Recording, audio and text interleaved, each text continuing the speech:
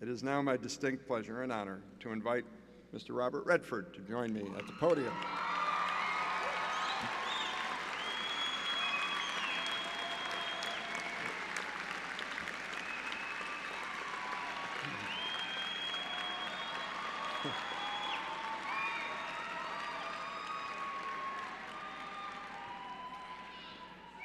Robert Redford is an ardent conservationist and environmentalist, an artist and businessman who stands for social responsibility and political involvement.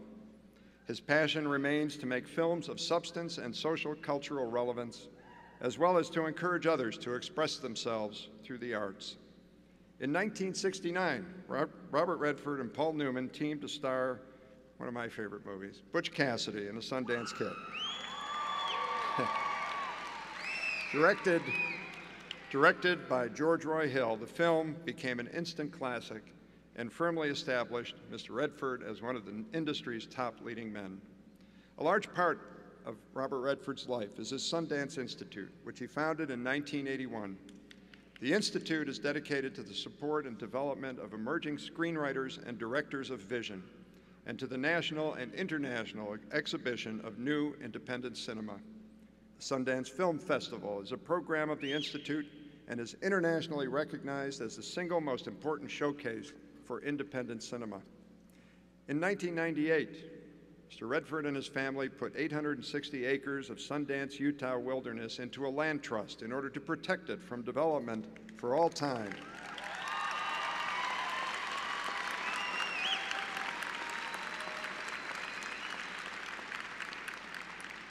And recently increased the family's protected acreage to some 5,000 acres. Thus, the Sundance Preserve was established.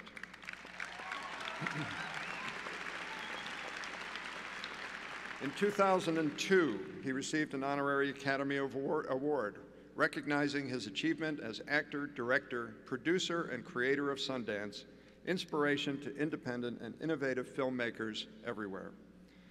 Mr. Redford remains active with local, regional, and national organizations on environmental, arts, and justice issues. For all those reasons and more, and as a mark of our respect for all that he has accomplished, Westminster College, with the approval of the faculty and the Board of Trustees, is honored to present Robert Redford for the honorary degree of Doctor of Arts and Public Service, with all the rights, honors, and privileges thereunto pertaining.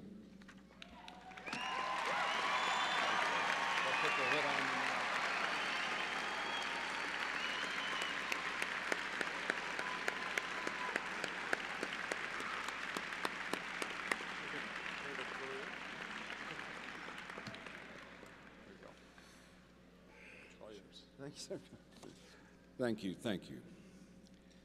Well, I'm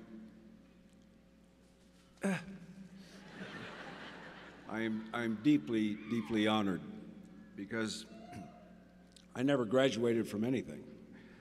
So that's a black mark that I carried with me for many years in my young life, that I didn't have that opportunity because it was my fault. And so we'll get into that in a minute. But what I'd like to say is how, first of all, the honor that you're bestowing on me is wonderful. But this is really a great school, and I'm just happy to be here.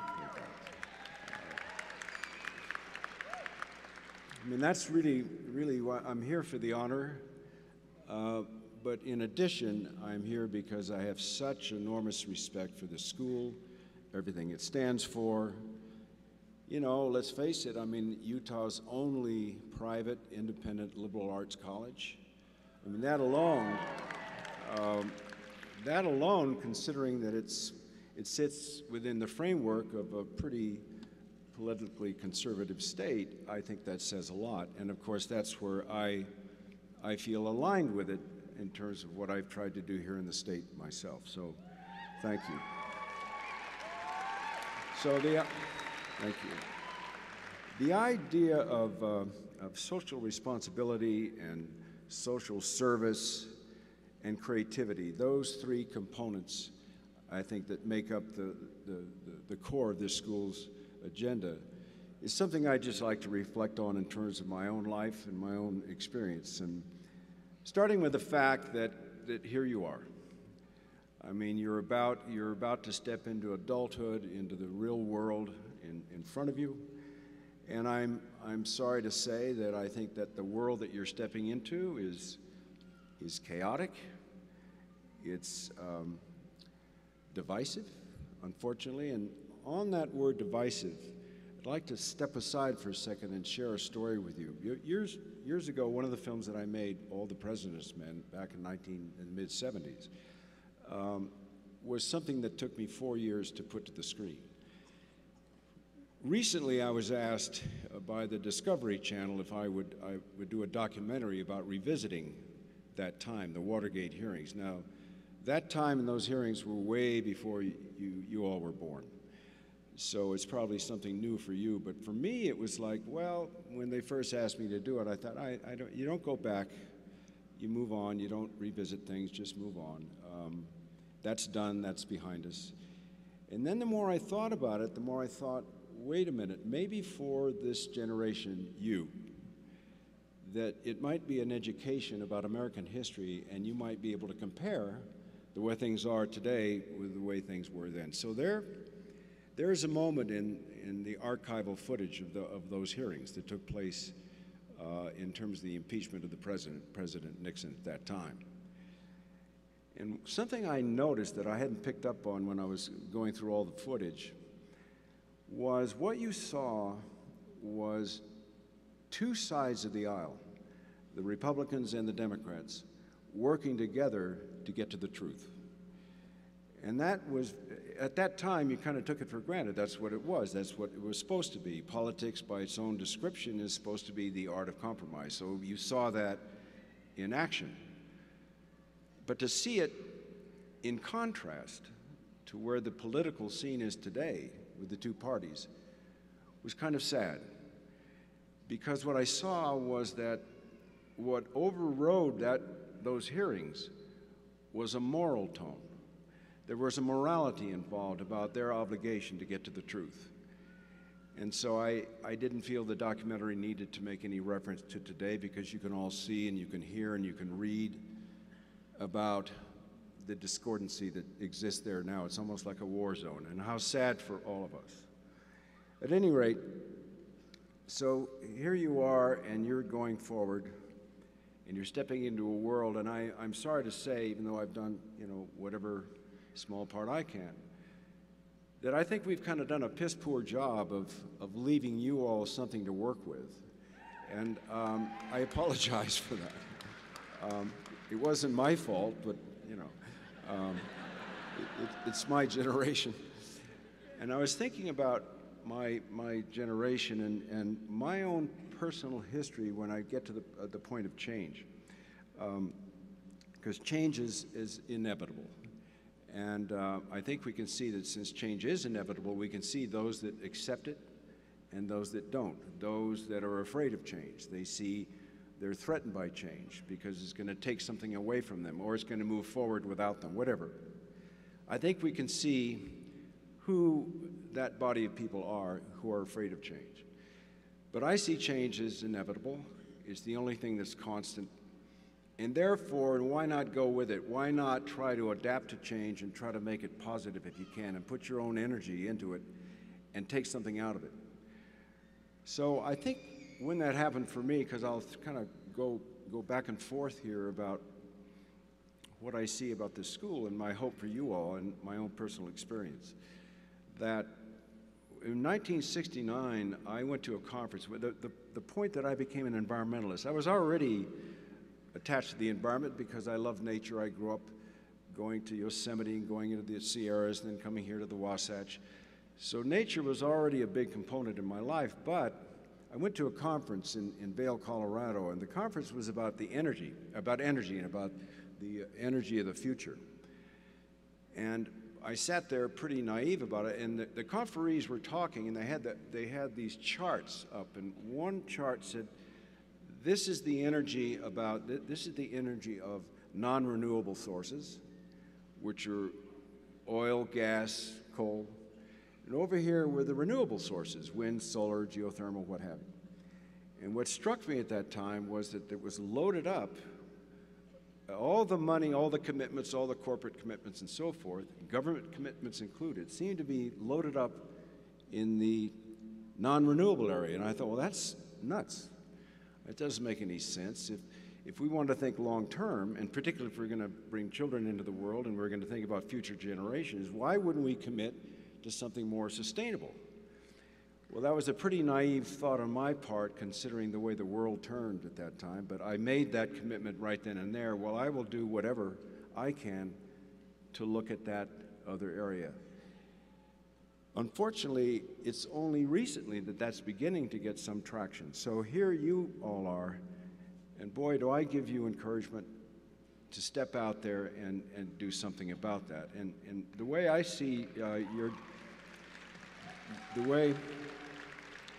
way I see your generation, I mean, I'm not saying this just because I'm here, but here's how I see your generation. I think it's really terrific. I think this new generation that's just coming forward, I can't tell you how excited I am, because I think that you want the reins, that what you're really basically saying is give us the reins.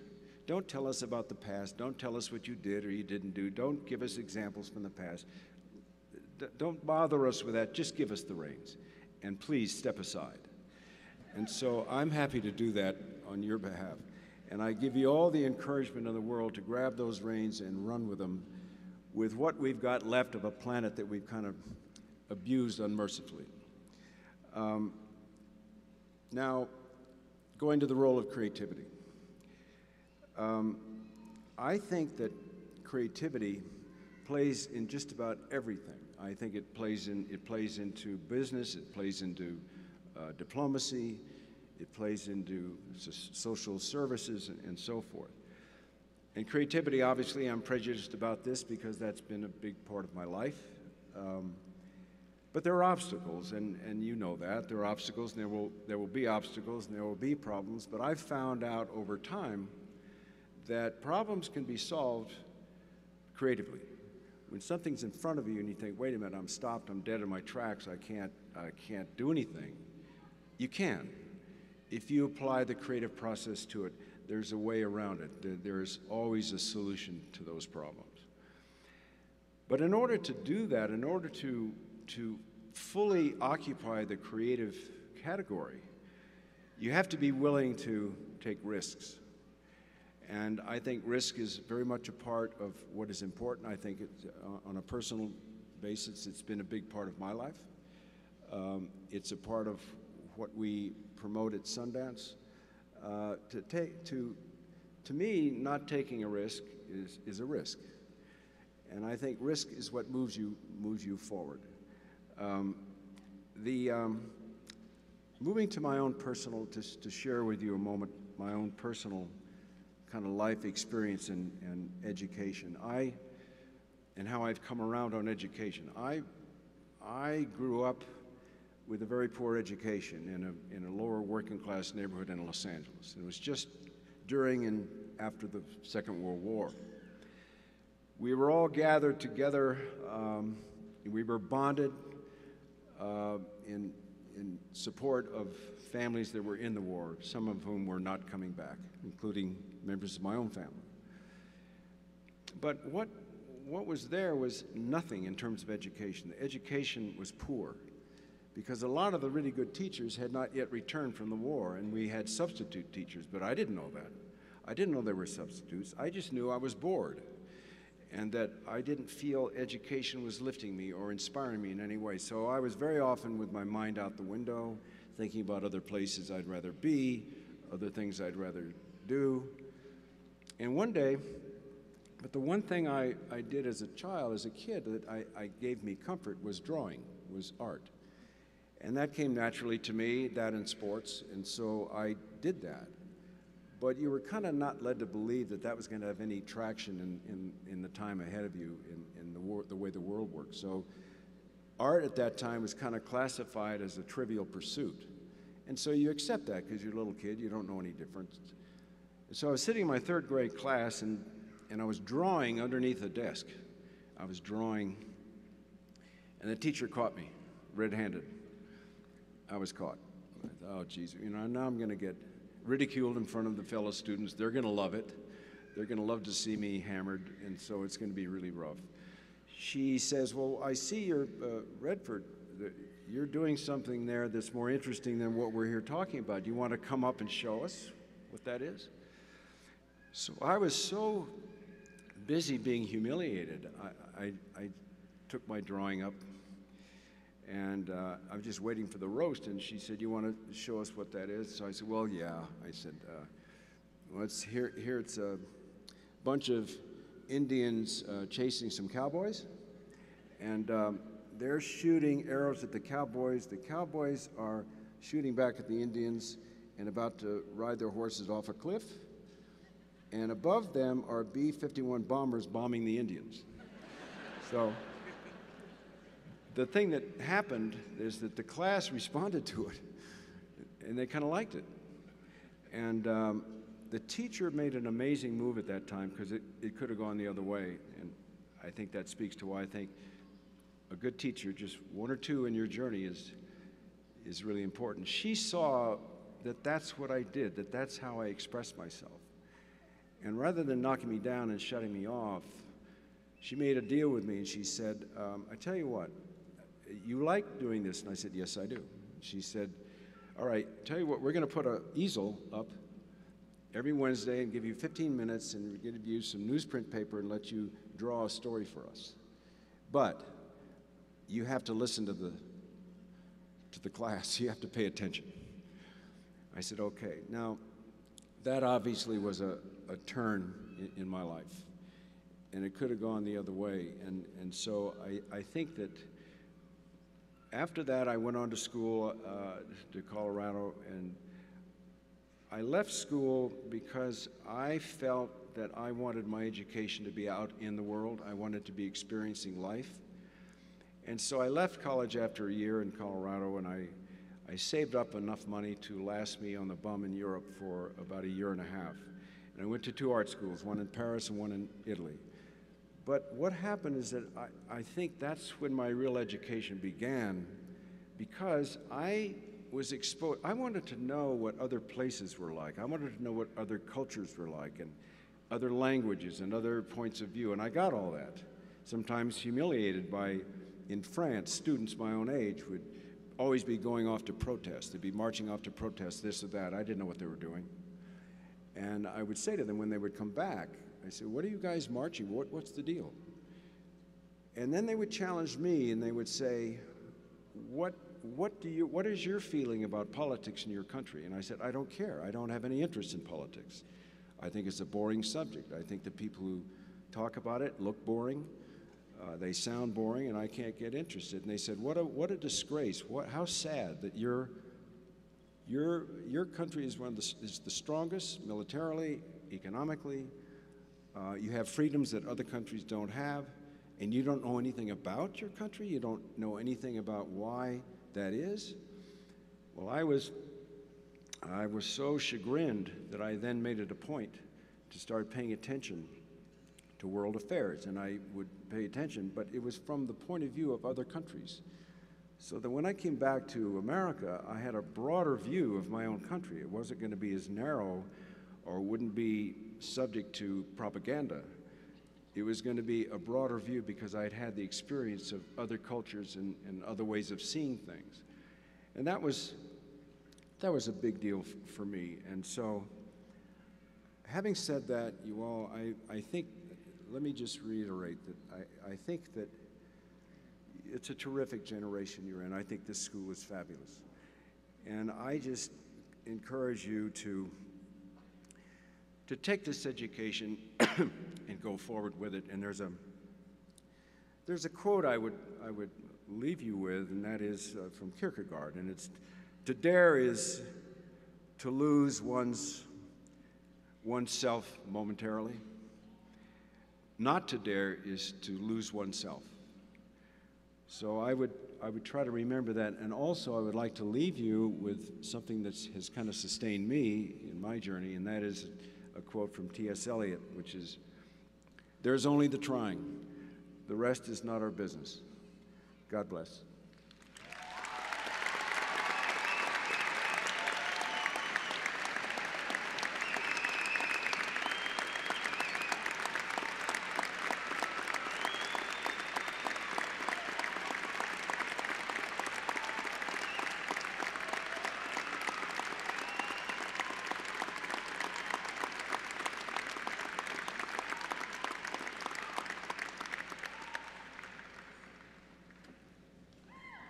Thank you, Dr. Redford. And thank you all so much. You have added immeasurably to this ceremony and made this commencement one that we will all remember.